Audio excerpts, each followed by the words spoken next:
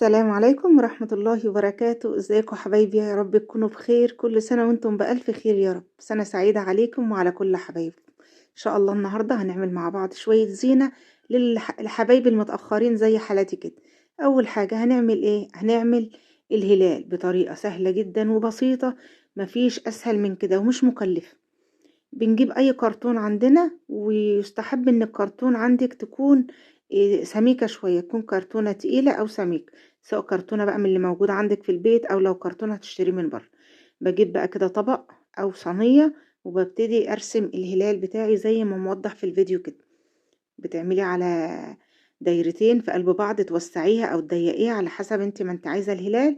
عايزه هلال صغير بتصغري الطبق، عايزه هلال كبير بتكبري الطبق او الصينيه اللي انت شغاله فيه. طبعا الكرتونه بتاعتنا دي طريه شويه كده، مش ماسكه حلو. فهنعمل فيها ايه بقى كده؟ هنقص الهلال اتنين شبه بعض، ونرجع نقص اتنين كمان، ونعملهم وندمجهم مع بعض بأي حاجة بقى. لو عندك مثلا شوية صمغ، هتعملي صمغ في البيت اللي هو نشا ومية على البوتاجاز كده وتلزقي بيه، او ممكن نعمل الفلين والتنر ونلزق بيه برضو، او ممكن نلزق بشمعة، اي حاجة موجودة عندك. من اسهل المهم ان الزينة احنا اللي احنا نقدر بنعمل نعملها مع بعض. الاتنين جبت مع بقى بعض كده كده اهوت ونضغطهم بقى. حطي بقى الكرتون طبقتين معايا، تلاتة وابتدي كده احط علشان بالشمع يبقى ماسك حلو ويبقى ونلزقه جامد معاكي طبقتين الهلال. تلاتة. من اسهل الطرق وابسط الطرق الطريقة السهلة البسيطة اللي انت هتعمليها دي. اتمنى بقى نشاهد مع بعض كده الفيديو الاخير، ان شاء الله الكل هيستفاد. وما ننساش نحط اللايك بتاعنا كده. دمتم بألف خير وصحة وسلامة يا رب. بصي بقى، انا حتى باخد قطع صغيرة وببتدي ان انا اجمد الهلال بتاعي، وهرجع بقى اسويه. عندي بقى الفرع ده، بقى الفرع ده سهل، بتاع الاعياد الميلاد. كان اول ما يعني كنا بنجيبه من فترة كان ب3 جنيه وكان رخيص. دلوقتي انا جبته ب8 جنيه بس. الوصفة بتاعتي بقى او الفكرة بتاعتي النهاردة، يعني الهلال بتاعنا ده اتكلف 8 جنيه. 8 جنيه نجلة. لو انت بقى شارياه من بره، مش يعني ممكن تشتريه ب30 جنيه، 40 جنيه، 50 جنيه. الله اعلم بقى بيتباع ازاي. بصي بقى كده، انا خدت اهو ده فرع كامل، وخدت من الفرع التاني قطع صغيرة كده. تقدري انت بقى توسعي شوية وتاخدي فرع واحد بس. انا خدت فرع وحتة كمان صغيرة فايض عندي من الفرع التاني. تمام كده، تمام. وبتك عليه من الشمع، واي حتة فاضية كده باخد منها قطعة كده والزقها. والله يا جماعة في الحقيقة شكله جميل جدا وظريف. دي اول فكرة احنا عملناها، وهي فكرة الهلال.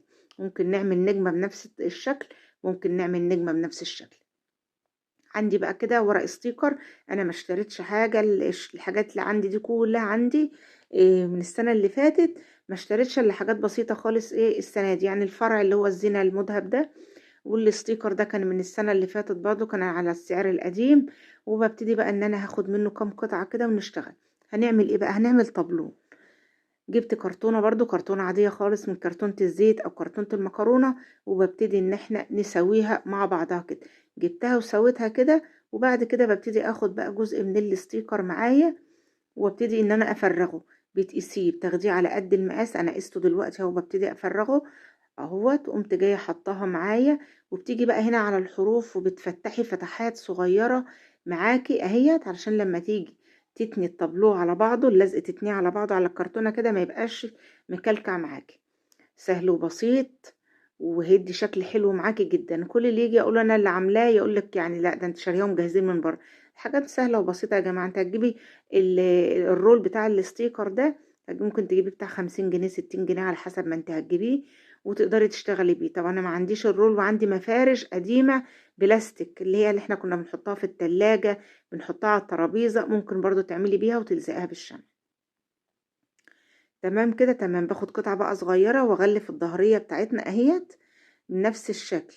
وما تهدريش معاكي، خلي معاكي كده على قد ما تقدري الرسومات بتاعتك ما تتهدرش معاكي. قطعت بقى كده برضو من فوق، وسبت الرسومات بتاعتنا اهيت. حاجات بقى فنانيس بقى وفنانس وحاجات كده، يعني ما شاء الله. كل سنة وانتم طيبين يا رب. جبت بقى كده فرنش، ده كان فرنش عندنا برضو في البيت، ما جبتش من هو المذهب ولا حاجة. ده كان فرنش اهوت. وابتدي ان انا اعملها بقى، الفها كلها كده بالفرنش. وهعمل لها بقى كده لفة من فوق، بحيث اعلقها، يعني تعليقة بحيث ان احنا نعلقها. هنعمل مع بعض برضو في الفيديو النهاردة. هنعمل الطبلة. هنعمل كوستر. يعني ايه كوستر؟ اللي هو احنا ممكن تحط عليه كوباية كده او حاجة زي صينية صغيرة. نعمل علبة التمر، بس علبة التمر أنا عملتها جات لوحدها كده ما اتصورتش، فشوية حاجات كده بسيطة ما اتكلفتش معانا حاجة. تمام كده خلاص تمام. رُحت بقى جبت حتة ستانة كده أو أي فتلة أو أي حاجة بقى قطعة قماش رفيّعة عندِك أو كُلفة أو أي زينة، وهنبتدي نعمل الحوامل بتاعتنا اللي هي إيه، العلاقات بتاعتنا.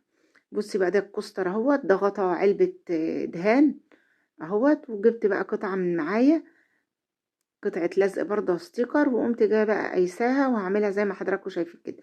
والله ادّتني شكل جمالي حلو جدًا. وقفّلي بقى. قفّلي كويس جدًا، خلّي بالِك بقى علشان لمّا بييجي يلزق مرّة و2 وتيجي تلزقيه تاني ما بيلزقش معاكِ.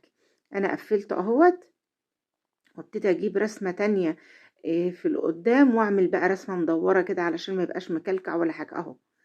سهل جدًا وبسيط، باسويها كده على هيئة دايرة وابتدي إن أنا أعملها. إيه رأيكم بقى أفكار سهلة وبسيطة؟ ابتديت إن أنا أبدأ معاكم التصوير من أول وجديد بالفيديو المبهج ده، حاجات بسيطة من قلب البيت، شوية شايفة بقى أنا باقول لكم إن أنا باحتفظ بالكُلَف، الحاجات دي كلها عندي في قلب البيت. وده برضه كان عندي فايض من السنة اللي فاتت من الفانوس اللي كنا عاملينه للشارع، فأنا ما بارميش حاجة، فالحاجة باعينها بقى كده لوقت استخدام تاني. هابتدي بقى إن أنا أحط لها كده حتة فرنش من الجناب، شكلها حلو خالص ما اتكلفتش حاجة، ولا الطبلون اتكلف، ولا في نفس الوقت الهلال اتكلف، حاجات سهلة وبسيطة. عندي بقى كده الحصالات اللي احنا هنبتدي نعملها هتعجبكم جدا. طبعا الكاميرا ما جابتش ما وضحتش قوي اهو. طبعا انا كنت مريضة شوية ربنا يعافيكم جميعا، فكنت بقى موقفة، يعني كان بقالي 3 شهور بالظبط ما اشتغلتش، فكنت عاملة عملية وكده. ربنا يا رب الحمد لله عافاني وشفاني ويشفي كل مريض، اللهم امين، ربنا يشفي كل مريض يا رب. بص بقى دي علبة لبن. هبتدي جبت بقى بالونة عايزة اعمل اللي هي الطبلة، فالبالونة جت صغيرة، فانا حطيت الغطا بتاعها قفلت بقى زي الغطا كده واشتغل بقى برضه. عندي قماشة الخيامية ده من السنة اللي فاتت، كانت حتة سلخة كده صغيرة، مش حتة كبيرة ولا حاجة. انتي بقى ما عندكيش القماش تقدري تجيبي لك نص متر كده، نص متر هتلاقيه سكة 15 جنيه او 10 جنيه، ما هوش غالي خالص، وتبتدي ان انتي تشتغلي بيه. جبت بقى كده القطعة، قطعة القماش، وابتدي ان انا نعمل الطبلة بتاعتنا او الحصالة بتاعتنا زي ما حضراتكم شايفين كده. مفيش اسهل من كده. ومعانا بقى البطل بتاعنا اللي هو ايه، مسدس الشمع. هتبتدي ان انت تفرغيها، تقصي ده وتعملي كده، او تعملي زي ما انا عملت دخلت كل الزوايد جوه بدل ما اقصقص وتبقاش كويسة او تتنسر معايا بعد كده. فابتديت ان انا ادخلها جوه، وده الشمع بتاعي بقى كده، وتدككيها مع بعضها وتظبطيها وتسويها تدخليه. مفيش اسهل من كده. يعني حتى لو مفيش ميزانية ان احنا نشتري معانا شغل خيامية او نشتري زينة رمضان من بره، نقدر نعملها في قلب البيت. هنقدر نعمل فانوس من الكرتون، نقدر نعمل فانوس من برطمان، حاجات سهلة وبسيطة. انا ما اشتريتش السنة دي حاجة الا حاجات، يعني مش عايزة اقولك بقى الحاجات دي كلها كانت شغل عندي من السنة اللي فاتت. حتى الزينة اللي انا زينت بيها المكان عندي كانت الفروع برضو من السنة اللي فاتت عاملاها على ايديا، وبركبها وبرجع اشيلها من السنة للسنة ومبجرالهاش اي حاجة. وكل سنة وانتم طيبين يا رب العالمين. بصي بقى كده بقى جبت بقى كده ورقة اهوت بقصها على هيئة دايرة، وهسوي بقى واقفلها معايا. وهجيب بقى معايا فرنش واقوم جاية مقفلة الطبلة بتاعي. عايزة اقولك بقى ان انا عملت طبلتين اتنين من نفس الشكل، ما تكلفتش حاجة خالص معايا. بيقولوا بتتباع بره، في بيقولوا ب20 وفي بيقولوا ب15، فهي ما تكلفتش حاجة معاكي من قلب البيت وتقدري تعملي. هلف بقى عليها فرنش زي ما حضراتكم شايفين كده، وبعد كده نعمل لها يد. مفيش اسهل من كده. هعمل لها بقى كده الفرع الجميل ده، مش عارفه بيقولوا عليه فرع ايه، بس بلابل كده حلوه قوي. جبتها بقى كده الفرع، انا كنت جايبه الفرع ده السنه اللي فاتت كان ب5 جنيه، معرفش السنه دي المتر بكام. فهو كان موجود عندي وبقيت عايزه اعمل منه عياشه، فالصراحه القماش ما كفاش للعياشه، فقلت باذن الله هبقى اجيبه مره تانية ونبقى نعمل العياشه مع بعض. بصي بقى كده مفيش اسهل من كده. بصي اهو سهل جدا بالشمع. عايزه ما فيش شمع عايزه تخيطيها بتتخيط بكل سهوله. يبقى احنا ديت رابع فكره عملناها مع بعض في الفيديو بتاع النهارده. هروح برضو كده عملت لها الايد بتاعتنا اهيت. ممكن كمان نعمل لها عصايه علشان نطبل بيها. الولاد بيفرحوا بها جدا. لو انت عندك بقى صفايح من صفايح السمنه الصغيره، لو عندك برضو العلب بتاعة الصلصة، العلب بتاعة اللبن، ممكن تعملي بيها وتهدي بيها الأطفال. تعملي لحبايبك كده يفرحوا بيها ولولادك في نفس الوقت يفرحوا بيها. بصي بقى كده هعمل علاقة للهلال بتاعي. الهلال حلو قوي يا جماعة، الطبيعة منور المطبخ خالص ومخليه زي الفل. وبرضو اللي هو الديكور التاني ده والطبلة. بصي الطبلة التانية عملتها بعلبة صلصة وعملتها بنفس الطريقة ما جبتش بقى بالونة تانية ولا حاجة، بنفس الورق الستيكر عملنا منه أشكال كتير. يا رب النهاردة أكون ضيفة خفيفة عليكم، وحشتوني جدا جدا جدا. يا رب كده ما غيبش عليكم تاني. ادعوا لنا كده ربنا يا رب يصلح حالنا وحال ولادنا ويصلح حالكم، وسع على كل من كان. وكل سنة وانتم طيبين، يعود عليكم بألف خير، يدخل رمضان علينا وعليكم باليمن والبركات، اللهم آمين. وكل سنة وانتم بألف خير يا رب. بصوا بقى كده حاجة كده ما شاء الله.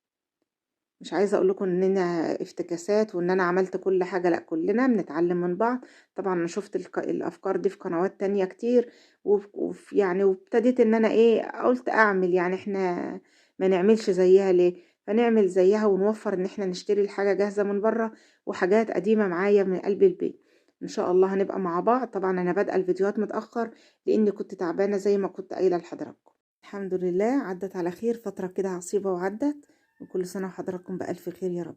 ركبت بقى الستيكر ده على البوتاجاز، حلو جدا واداني منظر حلو كمان.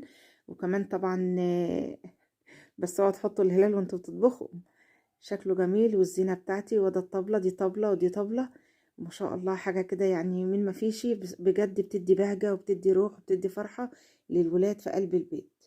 يا رب النهاردة أكون ضيفة خفيفة عليكم، وحشتوني جدا جدا. في حفظ الله وأمانه، والسلام عليكم ورحمة الله وبركاته.